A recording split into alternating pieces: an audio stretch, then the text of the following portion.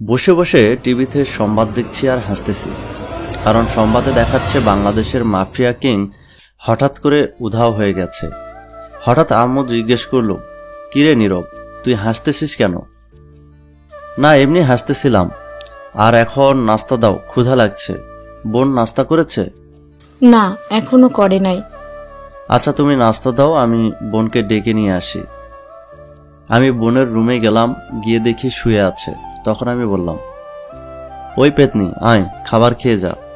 কি বললি তুই? আজকে তোর মাথার সব চুল ছিঁড়ে দিব। কুত্তা, আমাকে পেতনি বলা ছুটাচ্ছি, দাঁড়া। পেতনিকে পেতনি বলবো না তো বুড়ি বলবো? যত সব পাগলি। এবার কিন্তু রেগে যাচ্ছি। তুই ওখানেই দাঁড়া, এক পাও নড়বি না।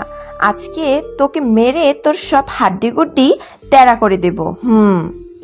তো আমি কি মার খাবার জন্য বসে থাকবো নাকি? পেতনির নানি বলে দিলাম দৌড়। বোনও আমার পিছে দৌড়াচ্ছে। আমি গিয়ে সোজা আম্মুর পেছনে লুকালাম। কিরে, তোরা এমন বাচ্চাদের মতো ঝগড়া করিস কেন? তোরা এখন তো আর বাচ্চা নেই, এখন তোরা বড় হয়েছিস। আমি কি সাদে তোমার ছেলের পিছনে লাগি? তোমার বাদর ছেলেই তো আমাকে রাগিয়ে দেয়। আম্মু আমার দিকে রেগে তাকালো। আমিও ফিক করে হেসে দিলাম। তখন বোন আম্মুকে বলল, দেখেছো কেমন বাদরের মতো হাসতেছে? মনটা চাইছে দাঁত ভেঙে দিতে। হয়েছে হয়েছে, আর কিছু ভাঙতে হবে না, এখন খেতে আয়। তারপর আমি এবং আমার বোন মিলে খাবার খেয়ে যে যার রুমে চলে গেলাম। ও সরি, আমি তো আমার পরিচয় দিতে ভুলে গেছি, এখন দিয়ে দিই। আমার নাম নীরব আহমেদ। আমি হলাম বাংলাদেশের মাফিয়া কিং, কিন্তু আমার আব্বু আম্মু বোন কেউ জানে না আমি সেই মাফিয়া কিং। আমার ছোট একটাই বোন, যার সাথে একটু আগে ঝগড়া করলাম। আমি আমার বোনকে অনেক ভালোবাসি, আমার বোনও আমাকে অনেক ভালোবাসে। আমার বাবা ছোটখাটো ব্যবসা করে। গল্প দেখেন, বাকিটা জেনে যাবেন। আমি রুমে বসে বসে মোবাইল টিপছি, তখন হঠাৎ ফোনটা বেজে উঠল। আমি ফোন রিসিভ করতেই, আসসালামু আলাইকুম ভাই, কেমন আছেন? আমরা ভালো নেই। আপনি যাওয়ার পর থেকে এখানে সন্ত্রাস বেড়ে চলেছে। জাহিদের লোক আমাদের লোকগুলোকে মেরে ফেলেছে। আমি ভালো আছি, কিছুদিন অপেক্ষা করো, সময় আসুক, আমি আবার চলে আসব তোমাদের মাঝে। ভাই, একটু তাড়াতাড়ি আসো। কবে আসবে? চিন্তা করিস না, সময় হলে আমি আবার ফিরে আসব, আর ওই জাহিদকে তার শাস্তি দেব। টাকা লাগলে বলবি, আমায় পাঠিয়ে দেব। আচ্ছা ভাই, তাহলে এখন রাখি। ফোন কেটে দেওয়ার পর আমি বাড়ির বাইরে যাওয়ার জন্য রেডি হলাম এবং ড্রয়িং রুমে এসে দেখি বোন টিভি দেখছে। আমি বললাম, আদিবা, আম্মু কোথায় রে? ও, আপনাদের তো বলতে ভুলে গেছি, আমার বোনের নাম আদিবা। আম্মু তো রান্নাঘরে, কিন্তু কেন? আমি একটু বাইরে যাব তাই। বাইরে যাবি, ভালো কথা। আসার সময় আমার জন্য ফুচকা নিয়ে আনবি, না হলে তোকে বাড়িতে ঢুকতে দিব না। সকালে কে যেন আমার দাঁত ভাঙতে চেয়েছিল। তখন তো আমি মজা করছিলাম। আমি আমার কিউট ভাইটার দাঁত ভাঙতে পারি, বল? হয়েছে হয়েছে, আর মিথ্যা বলা লাগবে না। যা, আসার সময় 20 টাকার ফুচকা নিয়ে আসবো। মাত্র 20 টাকার? খেলে খাবি, না খেলে নাই। তখন বোনটা আমায় বলল, না থাক, নাইম আমার থেকে কানামা অনেক ভালো, ঝাল দিয়ে আনবি। আচ্ছা, এখন আমি বাইরে যাচ্ছি, আম্মুকে বলিস। এটা বলে আমি বাইরে বেরিয়ে এসে রিফাতকে ফোন দিলাম। আর হ্যাঁ, সাব্বির হলো আমার কলিজার টুকরা বন্ধু। হ্যালো সাব্বির, কই তুই? চল আজকে একটু আড্ডা দেই, অনেকদিন ধরে আড্ডা দেওয়া হয় না। আচ্ছা বল, কোথায় আসবো? নদীর পাড়ে চলে আয়, ঠান্ডা আবহাওয়া, বেশ ভালোই জায়গা, ফ্রেশ মাইন্ডে কথা বলা যাবে, কি বলিস? ঠিক বলেছিস। আচ্ছা, কয়টায় আসবো? এখন তো 4টা বাজে, তুই এখনই চলে আয়। আচ্ছা, আমি এখন আসতেছি। আচ্ছা, সাবধানে আসিস। বলে ফোন কেটে দিলাম। আমি নদীর পাড়ে যাওয়ার জন্য একটা রিক্সা খুঁজতেছিলাম, কিন্তু পোড়া কপাল, তাই রিক্সা পাইলাম না। তাই হেঁটে হেঁটে যাচ্ছি, হঠাৎ চোখে পড়লো কিছু লোক একটা বৃদ্ধ লোককে ঘিরে রেখেছে। আমি তাদের সামনে গিয়ে বৃদ্ধ লোকটাকে বললাম, চাচা, এরা আপনাকে এভাবে ঘিরে রেখেছে কেন? এই যে ছেলে, ভালো চাও তো এখান থেকে কেটে পড়ো, না হলে এই যে হাতে ছুরি দেখছো, এটা দিয়ে একেবারে গলা নামিয়ে দিব। আমি তো করে হাসতে শুরু করলাম। কিরে, তুই পাগল হয়ে গেলি? বাচ্চাদের হাতে ছুরি থাকতে নেই। কি বললি তুই? এখনই দেখাচ্ছি বাচ্চারা কি করতে পারে। এটা বলে মোটা লোকটা এগিয়ে এসে আমার শার্টের কলার ধরে যখন আমার পেটে ছুরি দিয়ে আঘাত করতে যাবে, তখন আমি ছুরিটা ধরে দিলাম বুকে এক লাথি মারলাম, ছিটকে গিয়ে পড়লো কিছুটা দূরে। তখন আমি বললাম, ভালো চাস তো এখনই এখান থেকে কেটে পড়, না হলে সব কটাকে এমন কেলানি দেব না, টানা 30 দিন চলার মতো অবস্থায় থাকবি না। এই তোরা দাঁড়িয়ে দেখছিস, মার শালাকে। সবগুলো আমার উপর হামলা করলো। আমি আর কি করব, এক একটাকে ধরে ঘুষি লাথি দিয়েই চলেছি। হঠাৎ তাদের মধ্যে থেকে একটা লোক আমার হাতে ছুরি দিয়ে আঘাত করলো, ফলে আমার হাত কেটে গেল। মাথায় রাগ উঠে গেল। আজকে তোদের এমন অবস্থা করব যে সারা জীবন আমার মারের কথা মনে রাখবি বলে পাশে থাকা একটা রডের টুকরো উঠিয়ে সব কটার হাত পায়ে বাড়ি দিতে লাগলাম। কিছুক্ষণ পর দেখলাম সবগুলো রক্তাক্ত হয়ে পড়ে কেউ আর মার খাওয়ার অবস্থায় নেই, তাই আর মারলাম না। বৃদ্ধ লোকটাকে বললাম, চাচা আপনি এখন বাড়ি চলে যান, আর পারলে থানায় একটা জিডি করে আসেন। বলা তো যায় না, আবার অন্য কেউ আপনার উপর হামলা করতে পারে। আরো কিছু কথা হলো, তারপর দুজনের মধ্যে লোকটা বলছিল তার সাথে যাওয়ার জন্য। আমি তাকে বললাম চলে যেতে তাড়াতাড়ি, কারণ আবার তার উপর হামলা করতে পারে। তারপর এটা বলে আমি কাছে এক ফার্মেসিতে গেলাম হাত ব্যান্ডেজ করতে। হাত ব্যান্ডেজ করে চলে গেলাম নদীর পার। গিয়ে দেখি সাব্বির বসে আছে। আমি ওর সামনে যাওয়ার পর সাব্বির বলল, কিরে, তোর আসতে এত দেরি হলো কেন? আরে রাস্তায় রিক্সা পাইনি তাই দেরি হয়েছে। হঠাৎ সাব্বিরের নজর আমার হাতে পড়ে, তখন বলল, তোর হাতে কি হয়েছে? ব্যান্ডেজ করা কেন? আরে তেমন কিছু না, একটু কেটে গেছে। শালা, হাত কেটে গেছে আর বলছিস তেমন কিছু না? আচ্ছা এখন রাগ দেখাতে হবে না, এখন বল তোর গার্লফ্রেন্ডের কি খবর? আর খবর একটা, প্যারার বস্তা, শুধু প্যারা দিতেই থাকে। চল আজকে বিরিয়ানি খেয়ে আসি, অনেকদিন ধরে খাওয়া হয় না। চলুন এবার এই গল্পের নায়িকার সম্পর্কে কিছু জেনে আসি আর দেখে আসি নায়িকা কি করে। বড়লোক বাবার একমাত্র মেয়ে মায়া। তার মা ছোট থাকতেই মারা যায়। বাবার অতি আদরের মায়া, কিন্তু তাদের পেছনে অনেক শত্রু লেগে আছে। তার একটাই কারণ, মায়ার বাবা একজন বড় ব্যবসায়ী বলে। বাবা, বাবা, টাকা দাও, শপিং করতে যাব। কালকে না 30,000 টাকা দিলাম, সেটা কি করছিস? বন্ধুদের সাথে অনেক জায়গায় ঘুরেছি আর খাবার খেয়েছি, তাই টাকাটা খরচ হয়ে গেছে। এখন তুমি টাকা দাও। আচ্ছা এই নে আমার কার্ড, যা লাগে নিয়ে নিস। আচ্ছা ঠিক আছে আব্বু। মায়া, মা আমি ভাবছি তোর জন্য একটা বডি গার্ড রাখবো। তুই তো জানিস আমার পিছনে কত শত্রু লেগে আছে। আমি চাই না ওরা তোর কোনো ক্ষতি করুক। আচ্ছা রেখো, এখন আমি যাই। এদিকে আমি, দোস্ত আজ অনেক ঘোরাঘুরি হয়েছে, অনেক খেয়ে ফেলেছি, এখন আমি বাসায় যাই, আর তুইও বাসায় যা। আচ্ছা, সাবধানে যাবি। আমি বাসার দিকে যাচ্ছি হেঁটে হেঁটে। হঠাৎ মনে পড়লো বোন ফুসকা নিতে বলেছে। এখন যদি ফুসকা না নেই, নিশ্চিত আমার মাথার চুল আজকে ছিঁড়বে। তাই দোকান থেকে 50 টাকার ফুসকা নিলাম। বাসায় পৌঁছে কলিং বেল বাজালাম। আম্মু এসে দরজা খুলে দিল। হঠাৎ কোথা থেকে যেন আদিবা দৌড়ে আসলো, এসেই বলল, আমার ফুচকা কই? আমি চালু করে আমার হাত পেছনে নিয়ে বললাম, কিসের ফুসকা? যা ভাগ, আমি কোনো ফুসকা টুসকা আনি নাই। আচ্ছা আনিস নাই তাই না? আজকে এই বাড়িতে তোর জায়গা নেই, বাড়ি থেকে এক্ষুনি বের হ বলছি। আমি আম্মুর দিকে তাকালাম। আমি তোদের মধ্যে নেই, আমি গেলাম। হঠাৎ আদিবা বলল, কি রে, তোর হাত পিছনে কেন? হাত সামনে আন বলছি তোর। যে হাতে ফুসকা ছিল সেটা সামনে নিয়ে আসলাম। আদিবা আমার হাতে ফুসকা দেখে বলল, আমি জানতাম তুই ফুচকা নিয়ে আসবি, তুই তো আমার কিউট ভাই।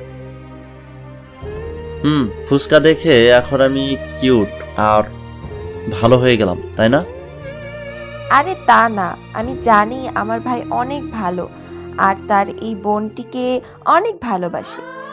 আমি কিছু বলতে যাব তার আগেই আদিবা আবার বলল, আচ্ছা, তোর আরেক হাত পিছনে কেন? ওটা সামনে নিয়ে আয়। আরে আর কিছু নিয়ে আসেনি, এখন আমাকে যেতে দে, আমি রুমে যাব।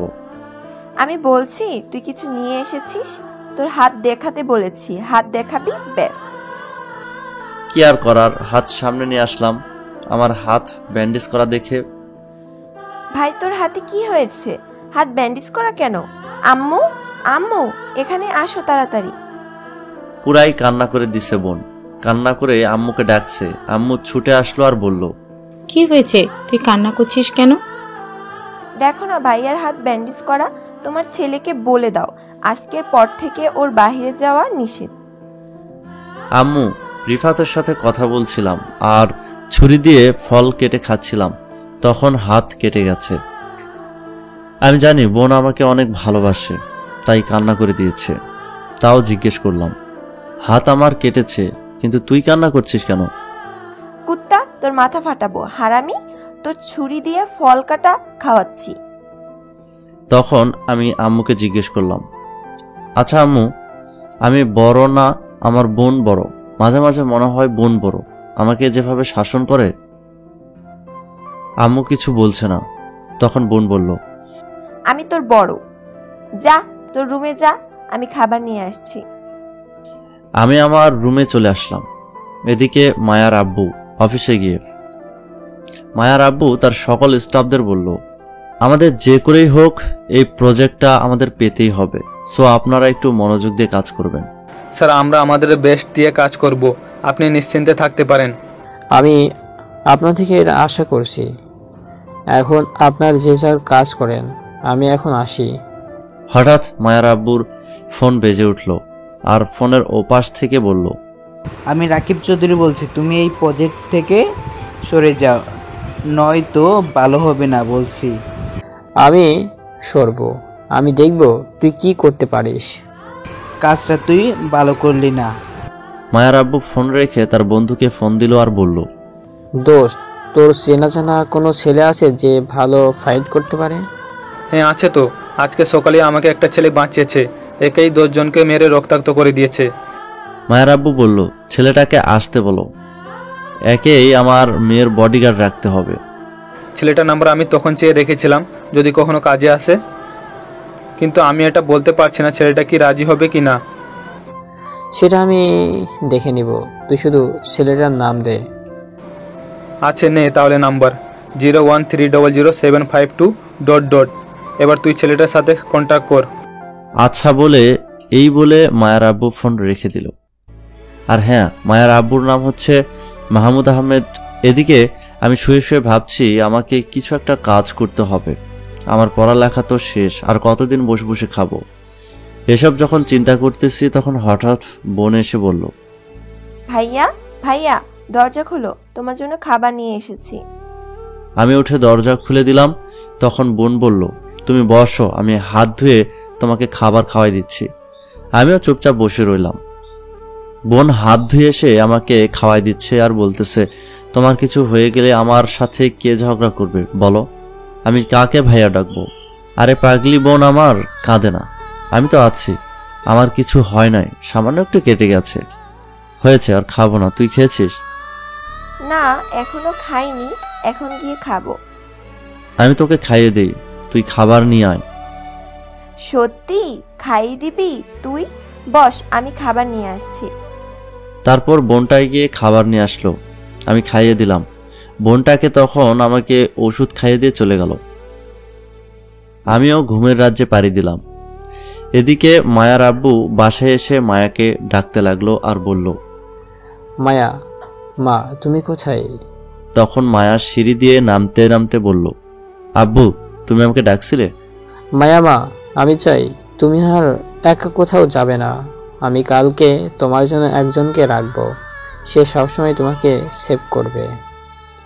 আচ্ছা রেখো, এখন আমি যাই। আচ্ছা আপু, আমি তোমার সব কথা শুনবো, কোথাও একা যাব না। তুমি আমার একমাত্র মেয়ে, তাই তাকে নিয়ে আমার অনেক ভয় হয়। আরে আব্বু এইসব কথা বাদ দাও, এখন চলো আমরা ডিনার করে নিই। আচ্ছা চল। মায়া বড়লোক হলেও তার মধ্যে কোনো অহংকার নেই। এদিকে সকালে শুয়ে আমি হঠাৎ মনে হলো ভূমিকম্প হচ্ছে। আমি লাফ দিয়ে উঠলাম, উঠে দেখি কই সব তো ঠিক আছে। খেয়াল করে আমার বালিশ কাঁপতেছে।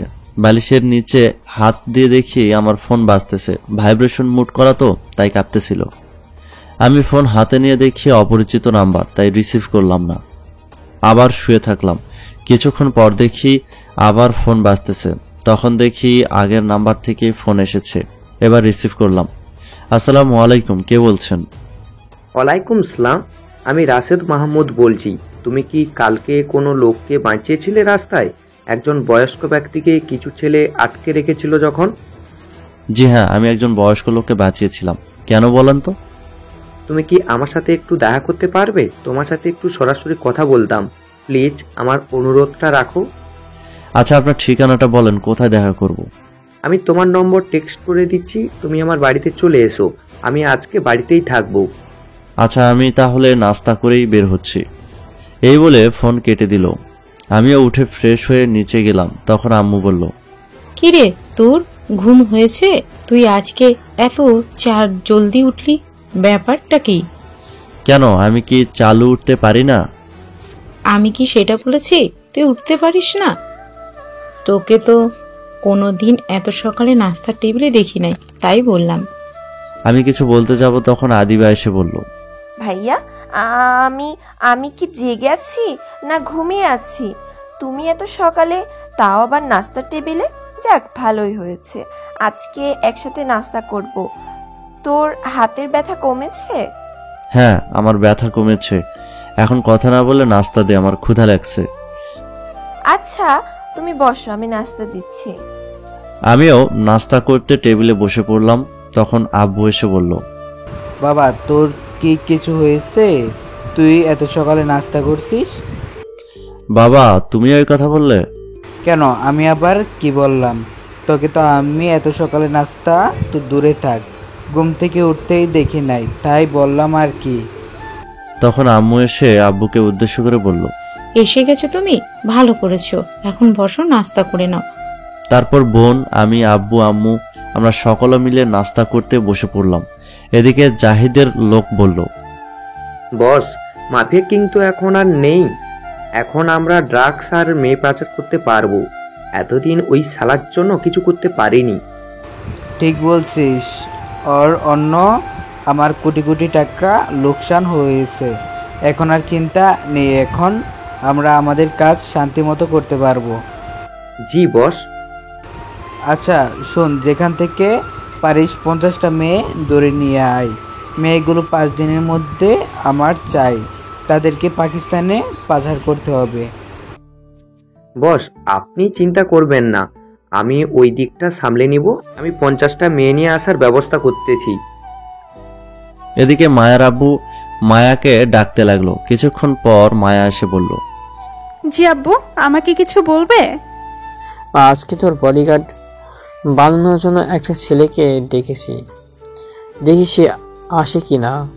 আসলে ছেলেটাকে তোর বডিগার্ড বানানোর জন্য যে করে হোক রাজি করাবো, কারণ তুই আমার একমাত্র মেয়ে। তুই ছাড়া আমার আর কেউ আছে বল? আব্বু তুমি এত ইমোশনাল কেন বলো তো? আমার তো কিছুই হয় নাই, তার আগেই কান্নাকাটি ছুড়ে দাও। এখন চলো, নাস্তা করে নিবে, আবার তোমার ওষুধও খেতে হবে। তুই ছাড়া আমার আর কি আছে বল? চল তাহলে নাস্তাটা করি। এদিকে আমি নাস্তা করে রেডি হয়ে রুমে বসে আছি। হঠাৎ মনে পড়ল আমাকে তো একজনের সাথে দেখা করতে হবে। দেখি সে মেসেজের ঠিকানা পাঠিয়েছে কিনা।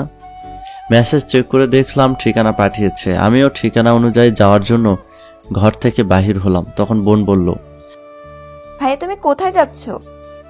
এই তো বন্ধুদের সাথে আড্ডা দিতে যাচ্ছি। সারাদিন কি আর ঘরে বসে থাকা যায় বল?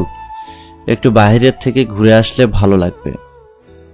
আচ্ছা যাও তাহলে, কিন্তু আজকে সাবধানে থাকবে, তোমার যেন কোনো ক্ষতি না হয়। আর আসার সময় আমার জন্য চকলেট নিয়ে আসবে। বেশি চকলেট খেলে দাঁতে পোকা হবে। না হবে না, আমি দিনে 2বার ব্রাশ করি। আচ্ছা বুঝছি, তোর সাথে কথাই পারা যাবে না। চকলেট পাগলি বোন আমার, যা নিয়ে আসবো। আচ্ছা আমি তাহলে আসি বলে বাড়ির কোথায় থেকে বের হয়ে রিক্সা খুঁজছি। আজ কপাল ভালো বলে একটা রিক্সা পেয়েও গেলাম। তখন রিক্সাওয়ালা মামাকে বললাম, মামা যাবেন এই ঠিকানায়? হ্যাঁ মামা জামু, আপনি উঠেন। আমি রিক্সায় উঠে ভাবতে লাগলাম আমাকে একটা কাজ জোগাড় করতে হবে। আর কত আব্বু কষ্ট করবে। আরে আপনারা কি ভাবছেন একজন মাফিয়া কিং কি করে গরিব হয়? তাই তো। আসলে আমি সব খারাপ নেতা আছে তাদেরকে ভয় দেখিয়ে টাকা উঠাই, আর সেই টাকা আমি এতিমখানায় দান করি আর গরিব অসহায় মানুষের জন্য খরচ করি। তাছাড়া একজন মাফিয়া কিং এর গ্যাং চালাতে টাকা লাগে, আর সেই টাকা আমি তাদের পেছনে খরচ করি। আমার নিজের কাছে খুব কম টাকা রাখি। এক কথায় আমি চাই আমার উপার্জনের টাকা দিয়ে আমার পরিবার চালাবো। আর আমি যে মাফিয়া কিং এটা কেউ জানে না। রিক্সাটা কতক্ষণ পর একটা বিশাল বাড়ির সামনে থামলো। মামা আইসা পড়ছি। তারপর আমি রিক্সা ভাড়া দিয়ে যখন আমি বাড়ির ভেতর প্রবেশ করতে যাব তখন দারোয়ান বলল, কি চাই? আর আপনি না বলে বাড়িতে প্রবেশ করছেন কেন? আমাকে রাশেদ মাহমুদ দেখা করতে বলেছে। আচ্ছা আপনি অপেক্ষা করুন, আমি স্যারের অনুমতি নিয়ে আসি। এই বলে দারোয়ান ভেতরে চলে গেল। আমি বাইরে দাঁড়িয়ে থাকলাম। কিছুক্ষণ পর দারোয়ান এসে বলল, আপনাকে স্যার ভিতরে যেতে বলেছি। আমি বাড়ির গেট দিয়ে ভেতরে প্রবেশ করে অবাক হয়ে গেলাম। আমি চারপাশ শুধু দেখছি আর সামনে যাচ্ছি। বাড়ির বাহিরেরটা অনেক সুন্দর করে সাজানো। তারপর আমি বাড়ির দরজায় গিয়ে কলিং বেল বাজালাম। কিছুক্ষণ পর একজন কাজের লোক এসে দরজা খুলে দিল। তখন আমি বললাম, তোমাদের স্যার কোথায়? ভিতরে আসেন। আমি ভেতরে গিয়ে দেখি এক ভদ্রলোক খবরের কাগজ পড়ছে। তখন আমি তাকে বললাম, আসসালামু আলাইকুম, আপনি কি রাশেদ মাহমুদ? জি আমি রাশেদ মাহমুদ। তোমার নাম কি? আমার নাম নীরব। তা আপনি আমাকে কি জন্য ডেকেছেন? তুমি কালকে কোনো লোককে গুন্ডাদের হাত থেকে বাঁচিয়েছিলে? জি, আমি তাকে বাঁচিয়েছিলাম। এখন বলেন আমাকে কেন ডেকেছেন? আগে তুমি এই সোফায় বসো, আমি বলছি। আমার নাম রাশেদ মাহমুদ। আমি বাংলাদেশের টপ বিজনেসম্যানদের 3য় নম্বরে আছি। আর ব্যবসার কারণে আমার অনেক শত্রু হয়ে গেছে। তারা সবসময় আমার ক্ষতি করার আশায় থাকে। আমি বুড়ো হয়ে গেছি। আমি বাঁচলাম কি মরলাম তাতে আমার কিছু যায় আসে না। আমার একটা মেয়ে আছে, আমি চাই না তারা আমার মেয়ের কোনো ক্ষতি করুক। আপনি আমাকে এসব বলছেন কেন? আমি চাই তুমি আমার একমাত্র মেয়ের বডিগার্ড হয়ে থাকো। প্লিজ বাবা, আমার এই অনুরোধটা রাখো। আমাকে ভাবার জন্য 2 মিনিট সময় দিন। এখানে ভাবাভাবি আসলো কোথা থেকে? তোমার যত টাকা লাগে আমি দিতে রাজি। আমি কিছুক্ষণ ভেবে দেখলাম এমনিতেও আমি একটা কাজ খুঁজতেছিলাম, তার চেয়ে ভালো রাজি হয়ে যাই। একজনের উপকার করাও হবে, আবার আমার কাজ করাও হবে। আমি রাজি। বলেন আমাকে কবে থেকে কাজ করতে হবে? তোমাকে আমাদের বাড়িতে থেকে কাজ করতে হবে। আমার মেয়ে যেখানে যাবে তুমি তার সাথে যাবে, তার প্রোটেকশন দিবে। আচ্ছা, তাহলে তো আমাকে এখানে আমার জিনিসপত্র আনতে হবে। তুমি শুধু তোমার পোশাক নিয়ে আসো, আর কিছু আনার দরকার নেই। তোমার রুমে সব পাবে। এখন তুমি আমার মেয়ের সাথে পরিচিত হয়ে নাও। মায়ামা, মায়ামা একটু নিচে আসো তো। মায়ার নিচে নেমে তার আব্বুকে বলল, কি হয়েছে আব্বু, আমাকে ডেকেছো কেন? আমি একবার মায়া ম্যামের দিকে তাকিয়ে চোখ সরিয়ে নিলাম, কারণ ম্যাম অনেক সুন্দর। ক্রাশ নামক বাঁশ খাওয়ার চেয়ে চোখ সরিয়ে নিলাম। মায়ামা, আজ থেকে এই ছেলেটা তোর বডিগার্ড। তুই যেখানে যাবি একে সাথে করে নিয়ে যাবি, কেমন? হঠাৎ ইরা ম্যাম আমার দিকে তাকালো আর হাঁ করে তাকিয়ে আছে, চোখের পলক ফেলছে না। এই বলে চলে গেল। হঠাৎ মায়া ম্যামের দিকে তাকিয়ে দেখি আমার দিকে হাঁ করে তাকিয়ে আছে। তখন আমি বললাম, আসসালামু আলাইকুম ম্যাম, আপনি কেমন আছেন? ওয়ালাইকুম আসসালাম। আমি তো ভালো আছি, তুমি কেমন আছো? আর হ্যাঁ, আমাকে আপনি করে বলবে না, তুমি করে বলবে, মনে থাকে যেন। মায়া ম্যাম এক ধ্যানে আমার দিকে তাকিয়ে আছে। আমার কেমন যেন অস্বস্তি লাগছে। তাই আমি বললাম, ম্যাম এমন করে কি দেখছেন? তুমি কত কিউট। কি? এই না না, কিছু না। আর এই, তোমাকে না বললাম আমাকে ম্যাম বলবে না, আমার নাম ধরে ডাকবে, মনে থাকে যেন। এটা কি করে হয়? তোমার কাছে আপনি ডাক শুনলে কেমন যেন বুড়ি বুড়ি মনে হয়। শুধু আমার নাম ধরে ডাকবে। আচ্ছা, নাম ধরেই ডাকবো। এখন আমি বাসায় যাই, আমাকে তো আবার জামা কাপড় আনতে হবে। হ্যাঁ হ্যাঁ, চালু যাও, আর চালু করে আসবে অনেক। এখানে এত খুশি হওয়ার কি আছে? সময় হলে ঠিকই বুঝবে। এখন তুমি কিছু খেয়ে তারপর যাবে। আমি তো খেয়ে এসেছি। আচ্ছা, আমি এখন যাই। এই বলে আমি মায়াদের বাসা থেকে বের হয়ে আসলাম। কি সুন্দর মায়া, নামের সাথে চেহারার বেশ মিল আছে। দূর, আমি এত কেন ভাবছি? উনি কোথায় আর আমি কোথায়? আমাদের মাঝে আকাশ পাতাল ব্যবধান। সো এই সব চিন্তা দূর করতে হবে। ওদিকে মায়া ভাবছে, ইস, কত কিউট ছেলেটা, তাকে যে করেই হোক আমার করে নিব। ওর দিকে তাকিয়ে থাকতে মন চাই শুধু। এদিকে আমি বাসায় যাচ্ছি মিষ্টি নিয়ে, কারণ আমার একটা চাকরি হয়ে গেছে। আমি বাসায় এসে কলিং বেল বাজালাম, তখন বোন এসে দরজা খুলে দিল আর বলল, আমার চকলেট কোথায়? দাও দাও, আমার চকলেট দাও। এই কেলো করেছে, আমি যে চকলেট আনতেই ভুলে গেলাম। আল্লাহ, এবারের মতো বাঁচিয়ে নাও, আমি মনে মনে বললাম। কি এত ভাবতেছো? আমার চকলেট কই? দাও, চকলেট দাও। আমার হাতে মিষ্টি ছিল, তখন আমি বললাম, এই দেখ, তোর জন্য মিষ্টি এনেছি। প্রতিদিন তো চকলেট খাস, আজ না হয় মিষ্টি খা। কিন্তু আমার যে মিষ্টি ভালো লাগে না। তুমি আমার জন্য চকলেট আনো নাই? আমি তো জানতাম না তুই মিষ্টি পছন্দ করিস না। যা, কালকে তোর জন্য বেশি করে চকলেট আনবো। এখন আম্মু কোথায়? আম্মুকে ডাক দে।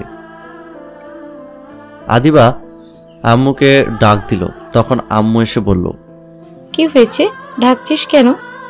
আম্মু, আমার চাকরি হয়ে গেছে, এই নাও মিষ্টি।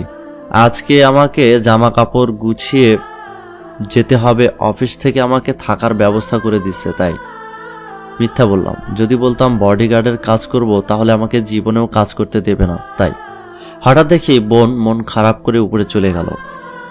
ভালোই হলো, তোর একটা চাকরির ব্যবস্থা হয়েছে। এই বয়সে তোর আব্বুকে অনেক কষ্ট করতে হয়। এখন থেকে আর করতে হবে না। আচ্ছা, আমি উপরে গেলাম। এই বলে আমি আমার রুমে এসে কিছু কাপড় আর কিছু জিনিস একটা ব্যাগে নিয়ে নিলাম। একটু শুয়ে থাকি, সকালে তো তেমন ঘুম হয় নাই। এই বলে শুয়ে থাকলাম। এদিকে জাহিদের লোক জাহিদের কাছে যাওয়ার পর বলল, কয়টা মেয়ে জোগাড় করলে মনে আছে তো? 50টা মেয়ে লাগবে 5 দিনের মধ্যে। একদিন তো চলে গেছে। জাহিদের লোক বলল, বস, আজকে মাত্র 8 জোগাড় করেছি। তাদেরকে ঘুমের ওষুধের ইঞ্জেকশন দিয়ে ঘুম পাড়িয়ে দিয়েছি। মাত্র 8টা জোগাড় করেছিস? আমি যদি 5 দিনের মধ্যে আমার 50টা মেয়ে না পাই, তাহলে তোদেরকে উপরে পাঠিয়ে দিব, মনে থাকে যেন। এদিকে ঘুমিয়ে আছে, হঠাৎ ফোন বেজে উঠল। ফোন রিসিভ করে যা শুনতে পেলাম, তার জন্য আমি মোটেও প্রস্তুত ছিলাম না। তাহলে শুনুন কি বলেছে ফোনের ওপাশ থেকে। আসসালামু আলাইকুম, কে বলছেন? আমি রাশেদ মাহমুদ বলছি। ও স্যার, আপনি বলেন, তা কি জন্য ফোন দিয়েছেন? আমার মেয়ে তোমাকে দেখার জন্য পাগল হয়ে গিয়েছে, শুধু বলছে তুমি কখন আসবে। জানি না ওর হঠাৎ করে কি হলো। এটা আবার কেমন কথা? মায়া তার আব্বু থেকে ফোন কেড়ে নিয়ে বলল, এই, তুমি আসবে নাকি আমি তোমাদের বাড়িতে যাব তোমাকে আনার জন্য? সেই কখন থেকে তোমার অপেক্ষা করছি, অথচ তুমি আসছো না। তুমি ঠিক আছো তো? ম্যাম, আপনার কি হয়েছে? আপনি এইভাবে কথা বলছেন কেন? আর আমি ঘুমিয়েছিলাম, তাই আসতে পারি নাই। আমি কিছুক্ষণ পর চলে আসব। তোমাকে না বললাম আমাকে ম্যাম বলবে না? আরেকবার ম্যাম বললে তোমার খবর আছে। এখন তুমি চালু আমাদের বাড়ি চলে আসো। আচ্ছা, আসছি। এই বলে আমি ফোন রেখে দিলাম। আর এইদিকে মায়া মনে মনে বলল, কুত্তা শয়তান বিলাই বান্দরটা ফোন কেটে দিল। কত কষ্ট করে আব্বুকে দিয়ে ফোন দেওয়ালাম, অথচ শয়তানটা আমার ফোন কেটে দিল। তুই শুধু একবার আয়, তোকে আমি দেখে নেব। আমার ঘুম নষ্ট করে তুই আরামে ঘুমাচ্ছিস। তোর ঘুম আমি ছুটাবো। এদিকে আমি আমার রুম থেকে বের হয়ে যখন নিচে নামতে যাব, তখন আমার কানে কারো কান্না করার আওয়াজ আসলো। আমার মনে হচ্ছে কে যেন কান্না করছে, আর আমার মনে হচ্ছে কান্না করার আওয়াজটা আদিবার রুম থেকে আসছে। তাই আমি আদিবার রুমে গেলাম। গিয়ে দেখি আদিবা ফুপিয়ে ফুপিয়ে কান্না করছে। আমি তখন আদিবাকে বললাম, বোন, তুই কান্না করছিস কেন? তোকে কেউ বকেছে? আমাকে বল। তোর কিছু লাগবে আমাকে বলতে পারিস, আমি এনে দেব। বোন আমার দিকে তাকিয়ে হঠাৎ দৌড়ে এসে আমাকে জড়িয়ে ধরে আরো কান্না করা শুরু করলো। ভাইয়া তুমি এই বাড়ি ছেড়ে চলে গেলে আমার একটুও ভালো লাগবে না। প্লিজ ভাইয়া, তুমি কোথাও যেও না। তোমাকে ছাড়া আমি থাকতে পারবো না ভাইয়া। দেখ বোন, তুই কান্না করিস না। আমি আর বাড়ি ছেড়ে চলে যাচ্ছি না তো। আমি মাঝে মাঝে আসবো বাড়িতে, আর তোর জন্য তখন অনেক চকলেট নিয়ে আসবো। না, আমার চকলেট লাগবে না। আমি তোমাকে কোথাও যেতে দিব না ভাইয়া। বোন দেখ, আব্বুর বয়স হয়েছে। এই বয়সে আব্বু আর কত কষ্ট করে বল। তাই তো আমি কাজে যাচ্ছি। প্লিজ বোন, তুই আর না করিস না। আচ্ছা, আমি তোমাকে আর আটকাবো না, কিন্তু মাঝে মাঝে আমাকে দেখতে আসবে কিন্তু। আচ্ছা এবার বল, দুপুরে খেয়েছিস নাকি না খেয়েই শুধু কান্না করছিস? চোখ তো একেবারে ফুলিয়ে ফেলেছিস কেঁদে কেঁদে। না ভাইয়া, এখনো কিছু খাইনি। তুমি যখন চলে যাওয়ার কথা বলেছিলে তখন থেকে কান্না করছি রুমে বসে। পাগলি বোন আমার। আচ্ছা তুই বস, আমি খাবার নিয়ে আসছি। এই বলে আমি নিচে এসে আম্মুকে বলে খাবার আদিবার রুমে নিয়ে আসলাম। তখন আমি বললাম, হাঁ কর, আমি তোকে খাইয়ে দিচ্ছি। বোন আমার চুপটি করে বসে আছে আর আমি তাকে খাইয়ে দিচ্ছি। আর খাবো না, এখন প্লেটটা আমাকে দাও, আমি তোমাকে খাইয়ে দিচ্ছি বলে এক প্রকার জোর করে আমার থেকে খাবারের প্লেটটা নিয়ে আমাকে খাইয়ে দিতে লাগলো। আম্মু দরজার আড়াল থেকে আমাদের দুই ভাই বোনের কাণ্ড দেখে মুচকি হেসে চলে গেল।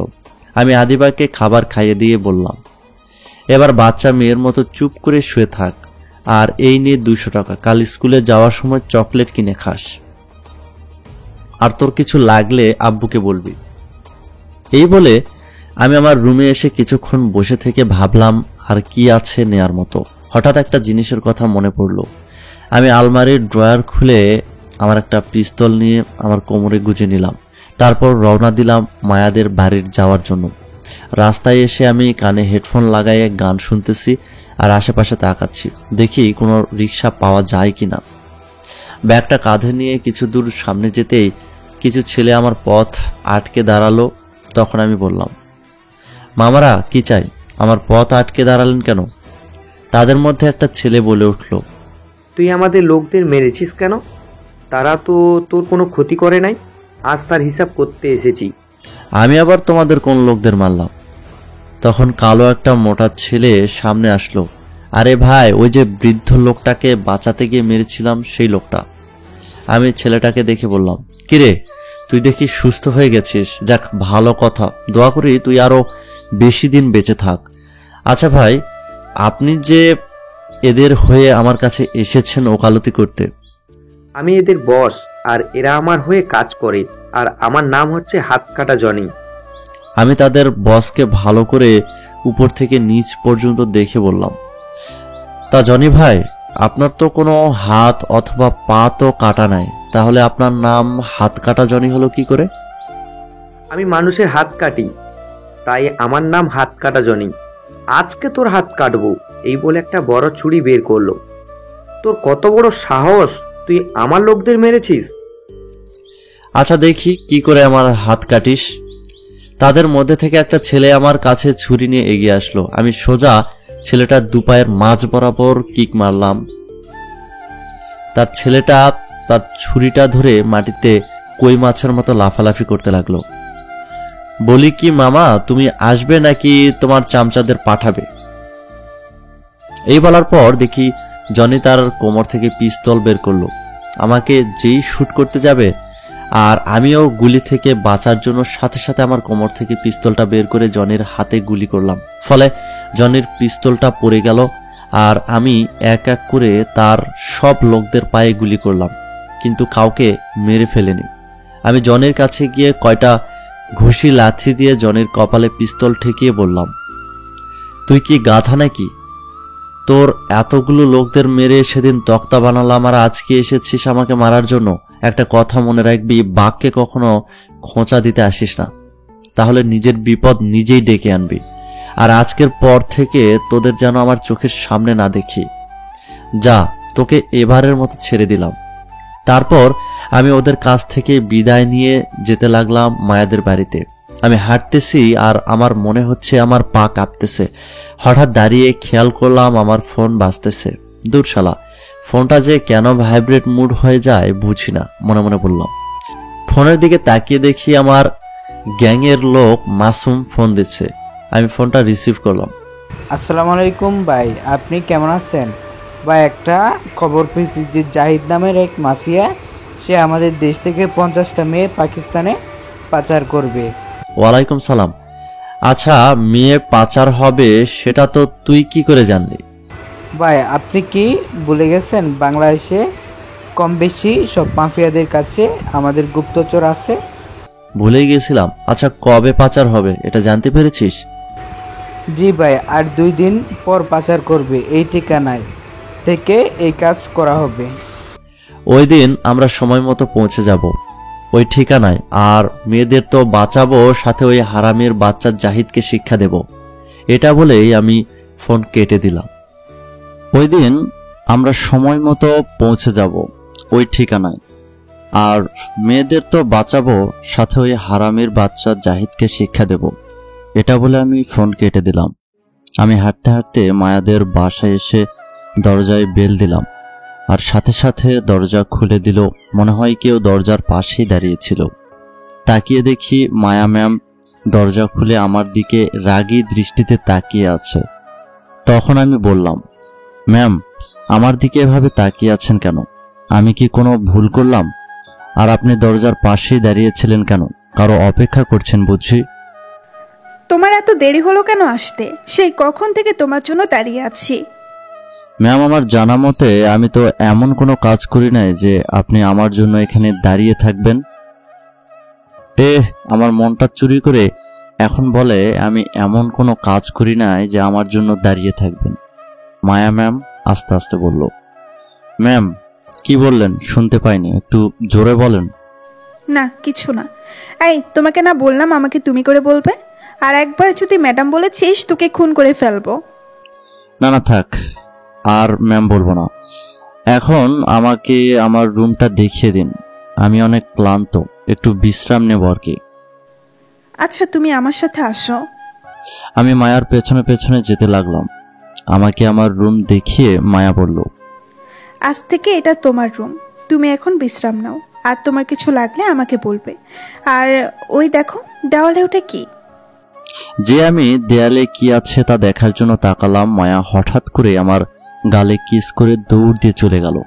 আমি তো বরফের মতো জমে গেছি মনে হয়। হয়তো 2 মিনিট কোমায় ছিলাম। এখন তো আর ম্যাম বলা যাবে না, তাই এখন থেকে মায়া বলবো। আমি মনে মনে বললাম, এটা কি হলো? মায়া আমাকে কিস কেন করলো? না না, আমি সব কি ভাবছি? এখন আমার একটু ঘুমানোর প্রয়োজন। তার আগে রুমটাকে একটু গোছানো দরকার। তারপর আমি রুমটাকে গুছিয়ে শুয়ে পড়লাম। ওইদিকে মায়া ভাবছে, ইস, এটা আমি কি করলাম? ওকে জিজ্ঞেস করে ফেললাম। ও এখন কি ভাবছে? যা ভাবার ভাবুক, আমি তো ওকে আমার মতো করে আদর দিয়েই যাব। তার আগে জানতে হবে তার কোনো গার্লফ্রেন্ড আছে কিনা। এইদিকে আমি, এই তুমি আমার কাছে আসবে না। কেন, কি হয়েছে জানো? আসো, তোমাকে একটু আদর করি। না, তোমার আদর আমার দরকার নেই। আমার বউ আমাকে আদর করবে। তাহলে আমি তোমাকে আমার বর ভেবে আদর করি, আসো। আমি না বলতে যাব তার আগেই মেয়েটি 4 ঠোঁট এক করে দিল। আমি শুধু করছি। আমি মেয়েটির শক্তির সাথে পেরে উঠছি না। হঠাৎ মেয়েটি আমার ঠোঁটে কামড় দিল। আমি আহ বলে চোখ মেলে তাকিয়ে দেখি আমি বিছানায় শুয়ে আছি। ও, আমি তার মানে এতক্ষণ স্বপ্ন দেখলাম? কি আর কমু, দুঃখের কথা। পিওর সিঙ্গেল তো, তাই মনে হয় এইসব স্বপ্ন দেখলাম। আমি ফোনটা হাতে নিয়ে দেখলাম রাত 7টা বাজে। কিছুক্ষণ ফোনটা ঘাটাঘাটি করে বসে রইলাম। হঠাৎ মনে হলো কে যেন দরজায় টোকা দিল। আমি দরজার দিকে তাকিয়ে দেখি মায়া মাথা নিচু করে দাঁড়িয়ে আছে। কিছু বলবেন? না, তোমার সাথে একটু গল্প করতে এসেছি। আচ্ছা, ভেতরে আসেন, বলেন কি গল্প করবেন। আমি তো কোনো গল্প পারি না। আচ্ছা, তোমার পরিবারে কে কে আছে? আমার পরিবারে আব্বু আম্মু আর আমার ছোট একটা বোন আছে। তা তোমার কোনো গার্লফ্রেন্ড নাই? না, এইসব আজব প্রাণী আমি রাখি না। আমি জাতীয় পিওর সিঙ্গেল। সত্যি তোমার গার্লফ্রেন্ড নাই? না, নেই। মায়া মনে মনে বলল, যাক বাবা, বেঁচে গেল। এখন তো আর আমার কোনো চিন্তাই রইল না। কালকেই তোমাকে আমার মনের কথা বলে দেব। বলা তো যায় না, কোনো পেতনি এসে তোমাকে আমার কাছ থেকে নিয়ে যায়। কি এত ভাবছো? না, কিছু না, চলো ডিনার করে আসি।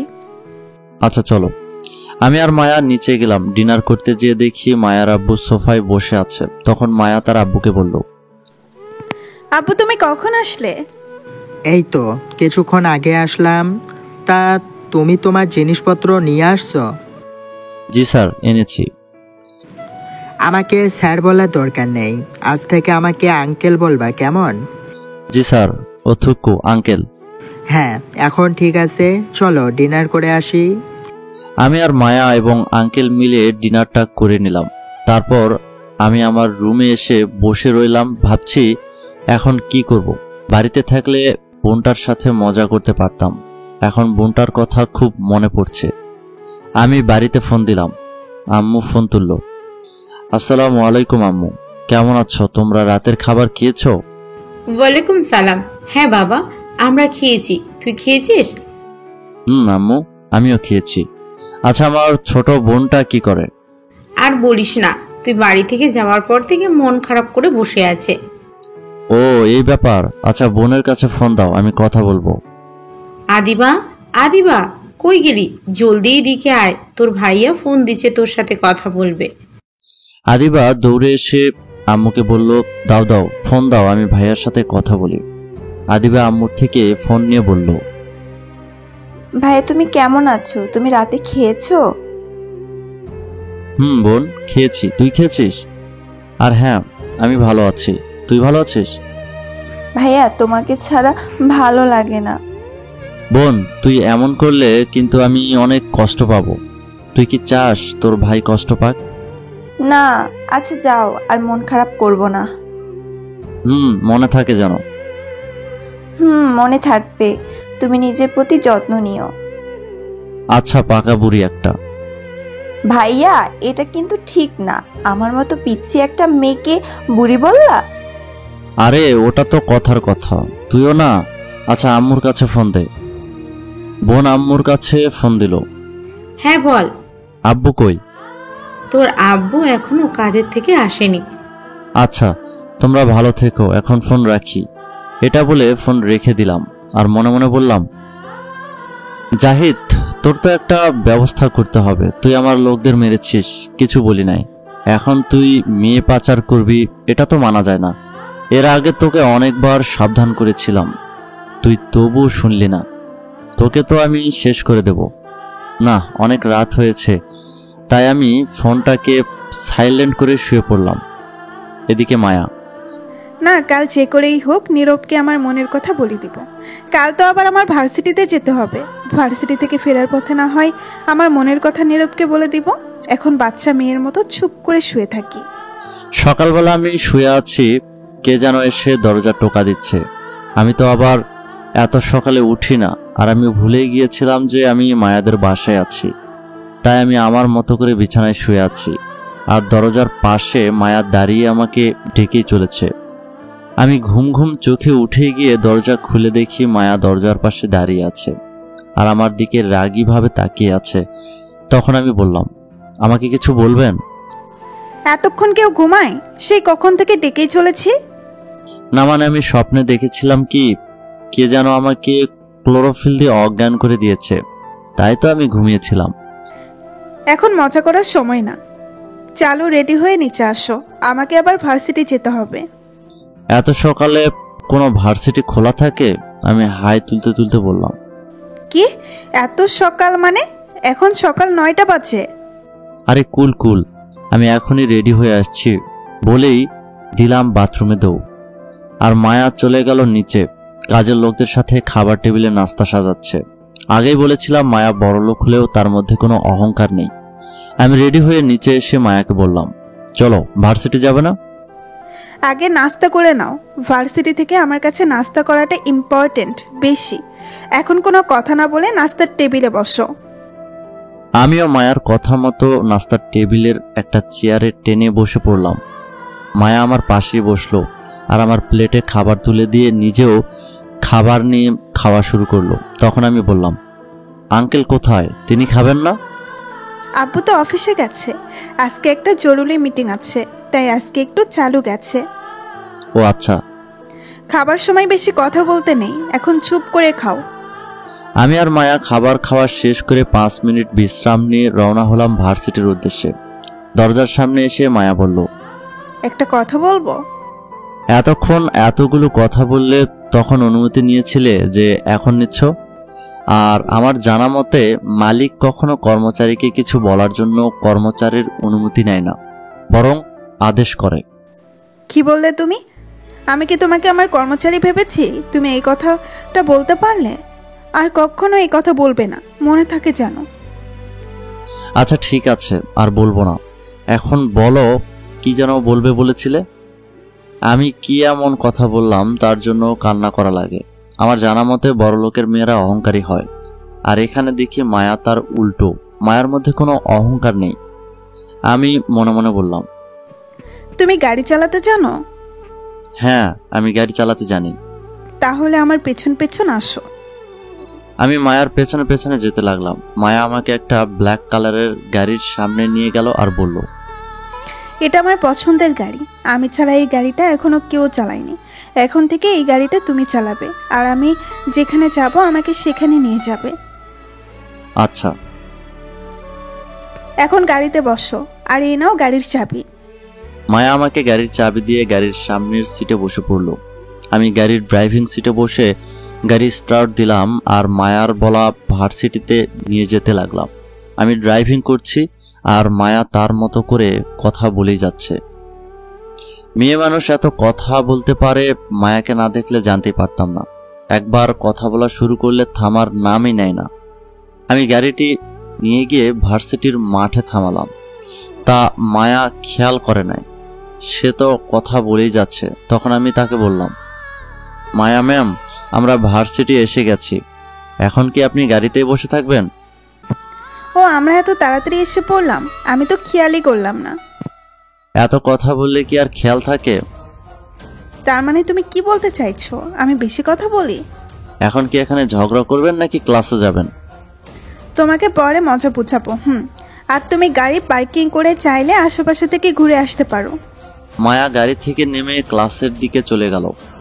আমি গাড়ি পার্কিং করে ভার্সিটির মাঠে কিছু গাছে দেখা যাচ্ছে, সেখানে আবার বসার জন্য বেঞ্চ আছে। আমি সেখানে গিয়ে চুপ করে বসে পড়লাম। আমি আশেপাশে তাকিয়ে দেখি কিছু মেয়ে আমার দিকে হাঁ করে তাকিয়ে আছে আর একে অপরের সাথে ইশারায় কি যেন বলছে। কোনোদিন ছেলে দেখে নাই নাকি? আমার দিকে এভাবে তাকানোর কি আছে? আমি মনে মনে বললাম।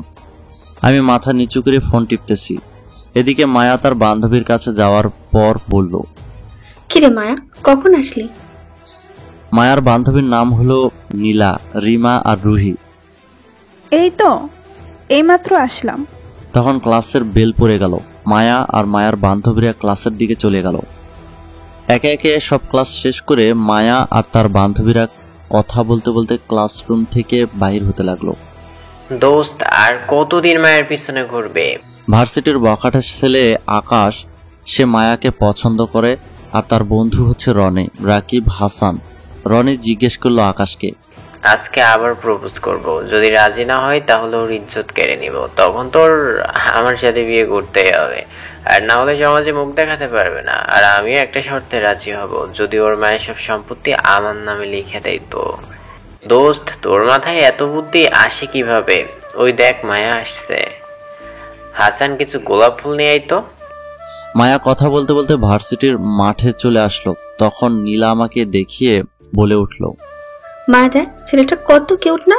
ছেলেটাকে আমি এক্ষুনি প্রপোজ করব। এই খবরদার, এই কাজ করিস না।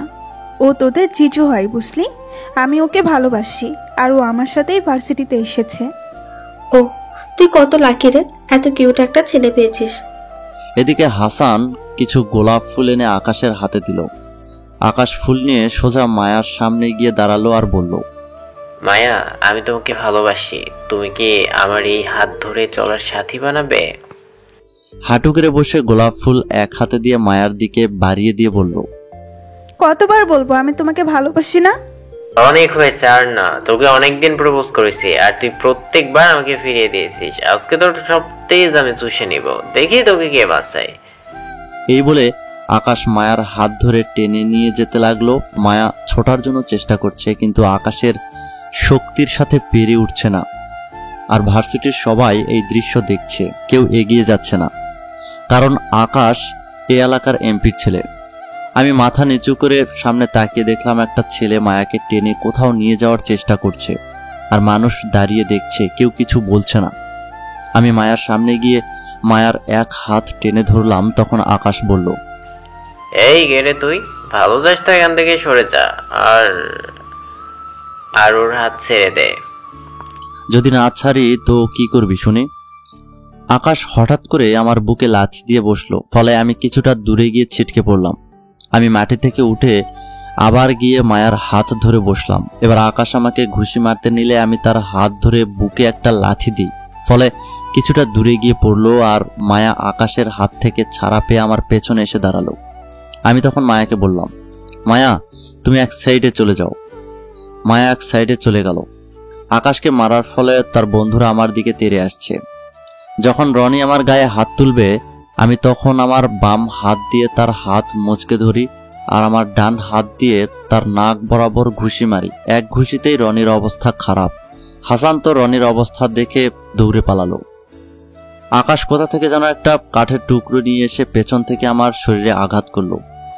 আমি যেই আবার আঘাত করতে যাবে, তখন আমি কাঠের টুকরোটা ধরে ফেলি আর সেটা আকাশের হাত থেকে নিয়ে উড়াধুরা পিটানি শুরু করি, কারণ তখন আমার মাথায় প্রচন্ড রাগ উঠে গিয়েছিল। মায়া আমার সামনে এসে বলল, নীরব, ওকে ছেড়ে দাও, না হলে যে ও মারা যাবে। আমি আকাশকে ছেড়ে দিয়ে মায়াকে বললাম, তুমি গাড়িতে গিয়ে বসো, আমি আসতেছি। মায়া চলে গেল আমার কথা শুনে। আমি আকাশের কলার ধরে তুলে বললাম, আর কখনো যেন তোকে মায়ার আশেপাশে না দেখি, আর যদি দেখি সেদিন হবে তোর শেষ দিন। আমি পকেট থেকে ফোন বের করে এমপিকে ফোন দিলাম। ফোন রিসিভ করার পর বললাম, এমপি সাহেব, আমি কিং এর লোক বলছি, তোর ছেলেকে সাবধান করে দে, আজকের পর থেকে যেন কোনো মেয়েকে ডিস্টার্ব না করে। আজকে শুধু একটু ওষুধ দিলাম, আরেকদিন দেখলে একেবারে জানে মেরে দেব।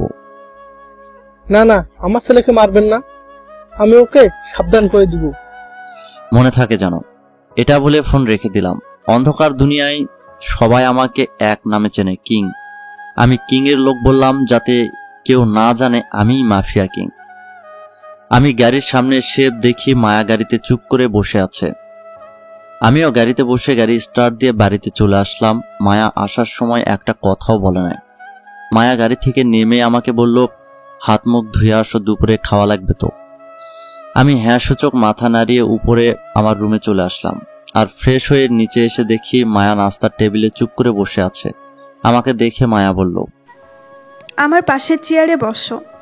আমি মায়ার পাশে বসলাম। মায়া আমাকে খাবার বেড়ে দিয়ে নিজেও নিয়ে খাওয়া শুরু করলো। খাবার শেষে আমি সোজা আমার রুমে চলে আসলাম। এসে একটা ঘুম দেব ভাবছিলাম, তখন দেখি মায়া আমার রুমের দরজার সামনে দাঁড়িয়ে আছে। কিছু বলবেন? হ্যাঁ, বলার জন্যই তো এসেছি। তাহলে বলেন, কি বলবেন? না মানে বলছিলাম কি, আমি তোমাকে ভালোবাসি, আমি তোমাকে ছাড়া থাকতে পারবো না বলে দৌড়ে এসে আমাকে জড়িয়ে ধরলো। আমি তো বরফের মতো পুরো জমে গেছি। আমি মায়াকে আমার থেকে ছাড়িয়ে বললাম, দেখো মায়া, এটা তোমার আবেগ আর কিছু না। তুমি আমার জীবনের সাথে জড়ালে কষ্ট ছাড়া আর কিছুই পাবে না। আমি গরিব ঘরের সন্তান, আর তুমি বড়লোক বাবার একমাত্র মেয়ে। তাই বলছিলাম আমাকে ভুলে যাও। না, আমি তোমাকে ভুলতে পারবো না। তুমি আমাকে যেখানে রাখবে আমি সেখানেই থাকতে পারবো। আর এটা আমার আবেগ না, আমি যথেষ্ট বড় হয়েছি। আমার কিসের ভালো সেটা আমি বুঝি। এখন তুমি আমাকে ফিরিয়ে দিও না। তুমি কিন্তু এমন করলে আমি এখনই এই বাড়ি থেকে চলে যাব। না, তুমি কোথাও যাবে না, তুমি এখানেই থাকবে। তাহলে আমাকে ভালোবাসার কথা বলতে পারবে না, তাহলে আমি এখানে থাকবো। মায়া আচ্ছা বলে কান্না করতে করতে চলে গেল। আপনারা কি ভাবছেন আমি মায়াকে ভালোবাসি না? আমিও মায়াকে ভালোবাসি, কিন্তু মায়ার সাথে আমার আকাশ পাতাল ব্যবধান। তাছাড়া মায়ার আব্বু কখনো মায়াকে আমার হাতে তুলে দেবে না। আমি বসে বসে যখন ভাবতেছি তখন আমার ফোনটা বেজে উঠল। ফোনের দিকে তাকিয়ে দেখি মাসুম ফোন করেছে। আমি ফোনটা রিসিভ করে বললাম, হ্যাঁ মাসুম, কি বলবি বল। ভাই আজকে রাত 8টায় জাহিদ এই ঠিকানা থেকে মেয়ে বাছাই করবে। আচ্ছা, আমি বিকেলে আমাদের গোডাউনে চলে আসব, সবাইকে বলে দে, সবাই যেন উপস্থিত থাকে। আচ্ছা ভাই, আমি এক্ষুনি সবাইকে বলে দিচ্ছি। এই বলে ফোনটা কেটে দিল। আমিও ফোনটাকে বিছানায় রেখে একটা ঘুম দিলাম, আর মায়া রুমে এসে কান্না করছে। এদিকে আম্মু আম্মু, ভাইকে বলো কিছুদিনের জন্য বাড়িতে আসতে। আচ্ছা, বলে দেখবো নে, যদি পারে তাহলে একবার যেন বাড়িতে আসে। তার পাগলি বোনটা তার ভাইকে মিস করতেছে। এদিকে আমি ঘুম থেকে উঠে দেখি 3টা বাজে। আমি ফ্রেশ হয়ে মায়ার রুমের সামনে এসে দরজায় টোকা দিলাম আর বললাম, মায়া তুমি কি ভেতরে একটু এখানে আসতে পারবে? মায়া আমার সামনে এসে দাঁড়ালো। মায়ার চোখ ফুলে গেছে। ফর্সা মানুষ অতিরিক্ত কান্নার কারণে চোখ ফুলে গেছে। তোমার এই অবস্থা কেন? তুমি তা ভালো করেই জানো। না, আমি জানি না, আমার জানার প্রয়োজন মনে করছি না। দরজা তো খোলাই ছিল, তুমি ভেতরে আসলে না কেন? না বলে একটা মেয়ের রুমে প্রবেশ করা ঠিক না। এই রুমের এবং এই রুমে যে থাকে তার প্রতি তোমার অধিকার আছে। কিরকম? আমি তোমার হবু বউ। দেখা যাবে। আচ্ছা, এসব কথা বাদ দাও তো এখন। আমি একটু বাইরে যাব, আমার আসতে রাত হতে পারে। আজকের জন্য তুমি না হয় একটু কোথাও যেও না। কেন? আমি একা যেতে পারবো না? তুমি একা বের হলে তোমার ক্ষতি হতে পারে। আমার ক্ষতি হলে তোমার কি? কারণ আমি তোমাকে কি বলো বলো, থেমে গেলে কেন? বলো কি বলতে চেয়েছিলে, প্লিজ বলো। কিছু না, প্লিজ আমার এই একটা কথা রাখো, আমার একটা জরুরি কাজ আছে। আজকের দিনটার জন্য না হয় একটু স্যাক্রিফাইস করো। আমি তোমার জন্য সবকিছু করতে পারি। এটা করলেই হবে, আর কিছু করা লাগবে না। এটা বলে আমি রওনা দিলাম গোডাউনের উদ্দেশ্যে। আমি গোডাউনে 6টা বাজে পৌঁছালাম। আমার সব লোকদের উদ্দেশ্যে বললাম, তোরা তৈরি হয়ে থাক, আজকে রাত 8টায় এই ঠিকানায় গিয়ে কিছু মেয়েদের উদ্ধার করতে হবে। তখন সবাই হ্যাঁ বলল। তখন আমি মাসুমকে বললাম, মাসুম দেখ তো আমাদের কাছে যথেষ্ট বন্দুক এবং গুলি আছে কিনা। ভাই আমাদের কাছে সবকিছু আছে। আচ্ছা ঠিক আছে, এখন দেখ তো কয়টা বাজে। ভাই এখন তো 7টা বাজে। সবাই রেডি হয়ে নে, এখনই আমরা রওনা দেব। আচ্ছা ঠিক আছে ভাই। আমি এবং আমার লোক নিয়ে হাজির হলাম আমার গুপ্তচরের বলা ঠিকানায়। সেখানে যে দেখি জাহিদ কালো স্যুট পরা দুজন লোকের সাথে কথা বলছে, আর আমরা আড়াল থেকে তা দেখছি। জাহিদের পাশেই মেয়েগুলো দাঁড়িয়ে আছে, তাদের সবার মুখ টেপ দিয়ে আটকানো। জাহিদ কালো স্যুট পরা লোকদের সাথে হাত মিলিয়ে একে একে সব মেয়েদের কন্টেইনারের মধ্যে ঢুকাতে লাগলো। যখন সব মেয়েদের কন্টেইনারে ঢুকিয়ে কন্টেইনারের দরজা আটকালো, তখন আমি আমার লোকদের বললাম, শুরু করো অ্যাকশন। আমার কথা মতো আমার সব লোক দৌড়ে গেল আর গুলি করতে লাগলো। আর এমন আচমকা আক্রমণের জন্য জাহিদ প্রস্তুত ছিল না, ফলে তার অনেক লোকগুলো গুলি লেগে নিহত হয়। জাহিদ পালানোর চেষ্টা করলো কিন্তু পারল না। তার আগেই আমার লোক তাকে ধরে আমার সামনে নিয়ে আসলো। জাহিদ আমাকে দেখে চমকে উঠল, কাঁপা শুরু করলো। তখন আমি বললাম, কিরে কাঁপাকাঁপি শুরু করলি কেন? তোর জ্বালায় কি কিছুদিন শান্তিতেও থাকতে পারবো না? আর তুই আমার লোকদের মেরেছিস কেন বল? জাহিদের কপালে পিস্তল রেখে বললাম, আমি চেয়েছিলাম তোর লোকদের মেরে আমি মাফিয়া কিং হব, তাই তাদের মেরেছিলাম। আর আমি মনে করেছিলাম তুই হয়তো মরে গেছিস। মিস্টার, তোকে অনেকবার সাবধান করেছিলাম, এই সব খারাপ কাজ ছেড়ে দে, তুই শুনলি না। এবার উপরে যেয়ে যা মন চায় তা কর।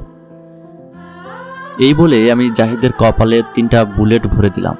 আর আমি পুলিশকে ফোন করে বললাম, হ্যালো, আমি কিং বলছি, এই ঠিকানায় চলে আসুন। এখানে এত নাম্বার কন্টেনারে 50টা মেয়ে আছে, তাদেরকে তাদের ফ্যামিলির কাছে পৌঁছে দিন। আর এখানে যে লাশগুলো আছে তাদেরকে আমি মেরেছি, তারা মেয়েগুলোকে পাচার করতে চেয়েছিল, তাই আশা করছি আর কিছু বলা লাগবে না। এটা বলে ফোন কেটে দিলাম। আর আমার একটা লোককে বললাম এখানে পুলিশ না আসা পর্যন্ত তুই লুকিয়ে থাকবি, পুলিশ আসলে তুই তোর বাড়ি চলে যাবি। এই বলে আমি সেই স্থান ত্যাগ করলাম আমার দল নিয়ে, আর সবাইকে বলে দিলাম যে যার বাড়ি চলে যাও।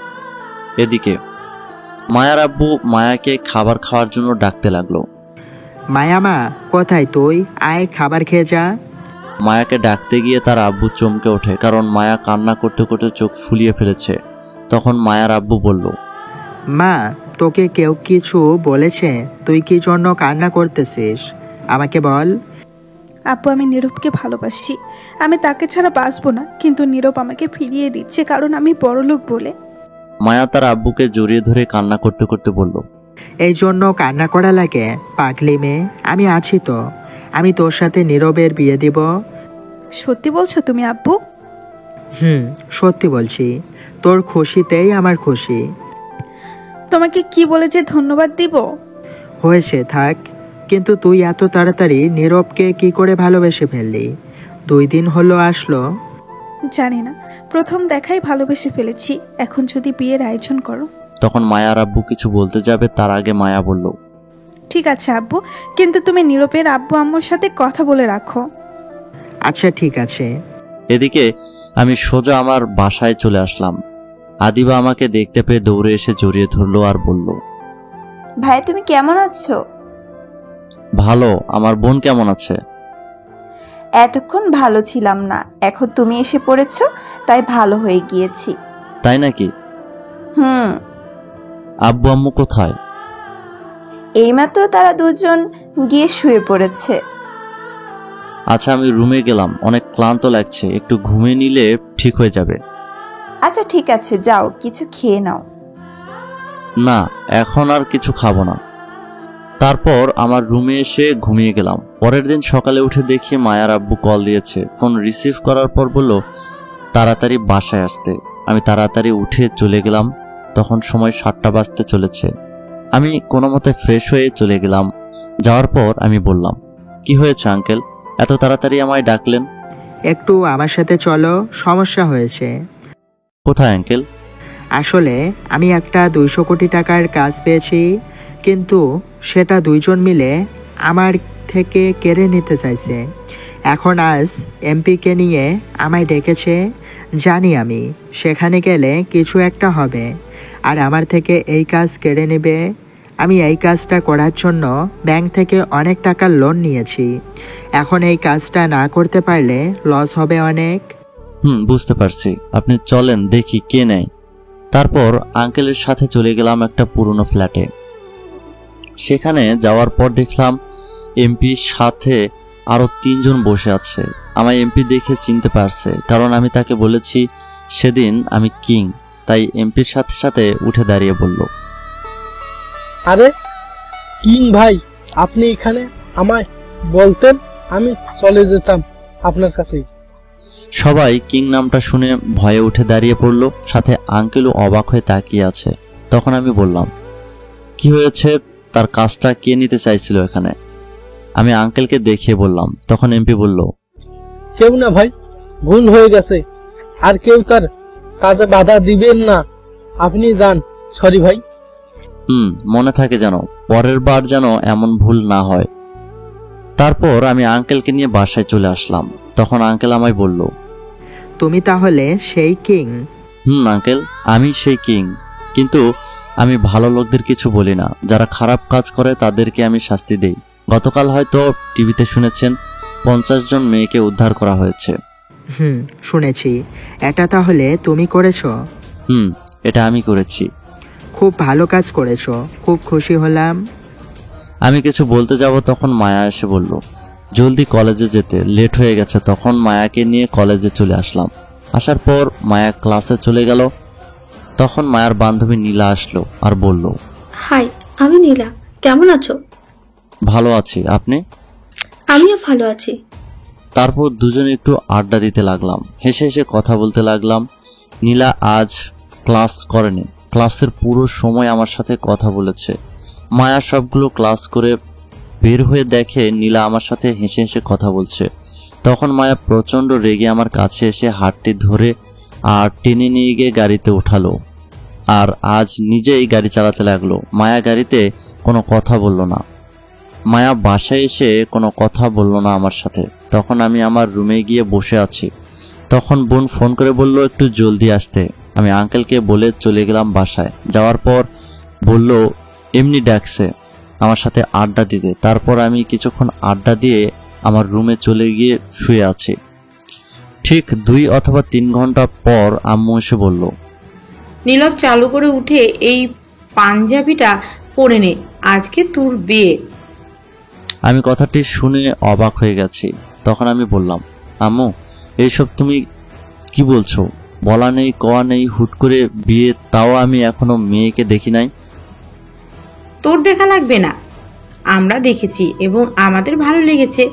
আমরা এই মেয়ে হাতছাড়া করতে চাই না, তাই তো হুট করে বিয়ে দিচ্ছি। আম্মু আমি এখন বিয়ে করব না। তুই কি তোর আম্মুর এই একটা কথা রাখতে পারবি না? যদি না রাখিস তাহলে আমার মরা মুখ দেখবি। তারপর আর কি, শেষ পর্যন্ত বিয়ের জন্য রাজি হতে হলো। কিন্তু তখন মায়ার জন্য খারাপ লাগতে শুরু করলো।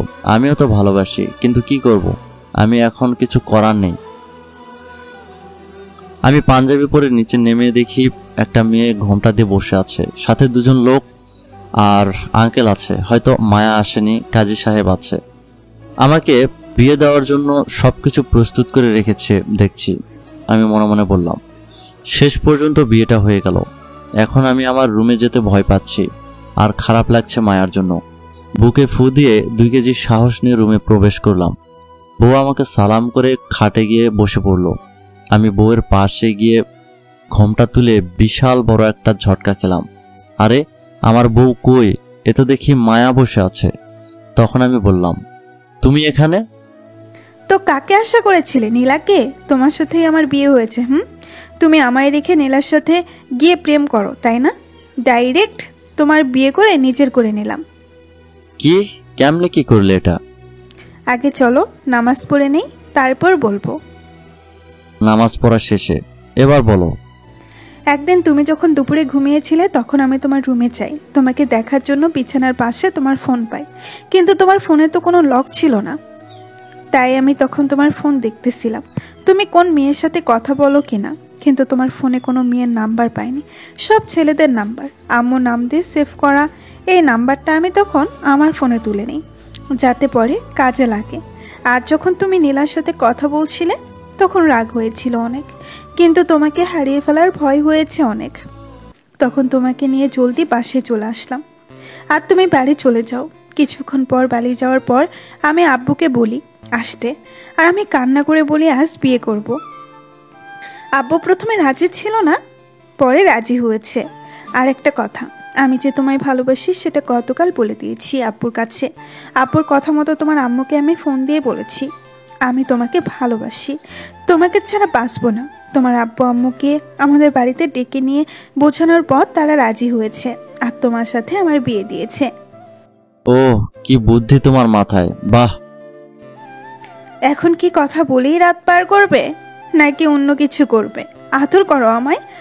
আর আমার কিন্তু টুইন বেবি চাই।